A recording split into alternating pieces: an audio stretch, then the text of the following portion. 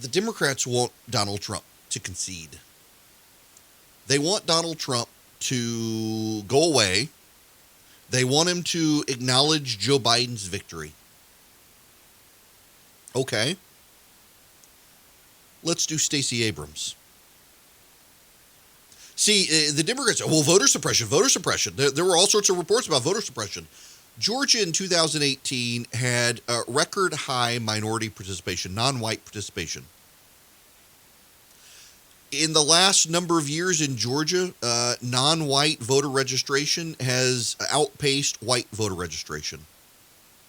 In the last several years, including 2018, minority voter participation set new records, and yet the Democrats believe by faith that there was voter suppression.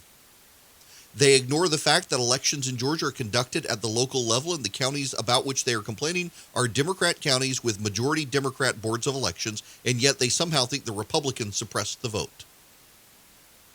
It is a by faith belief, and it is one you and I are forced to treat seriously because many members of the media who are of the left believe it despite there being no evidence of it. Just because Stacey Abrams says so doesn't mean it's voter suppression.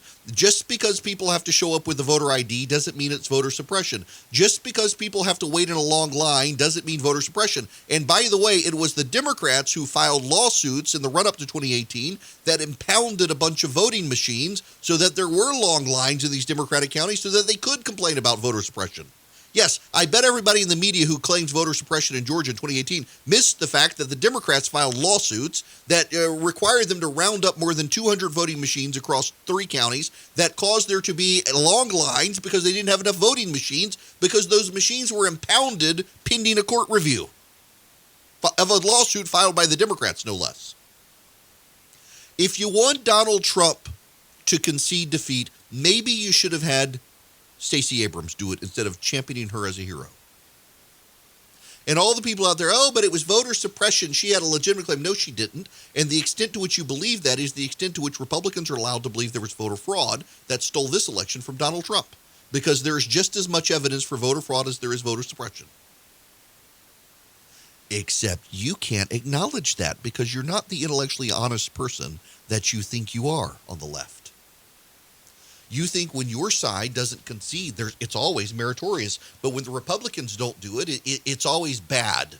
You think when your side doesn't do it, it's always helpful to the cause of the process. But when Republicans do it, it's always harmful to the process and the cause. You people have made Stacey Abrams a hero by buying into a mythology of voter suppression that did not exist. Again, there was record high minority participation in Georgia. There was record high voter participation among Black and Hispanic voters. There was record high voter registration in Georgia that outpaced white voters for only the second time in Georgia history, the first being 2008 when Barack Obama ran for president. And yet you think it was voter suppression because people had to stand in long lines in counties where the Democrats filed lawsuits against Democratic boards of elections and impounded a bunch of machines so they didn't have enough machines. That wasn't the Republicans' fault. That was the Democrats who did that. But you don't know that, do you? Because it didn't get broadcast by the national media. You think it was voter suppression because people had to show voter photo ID when a majority of voters in Georgia believe that that's a good thing.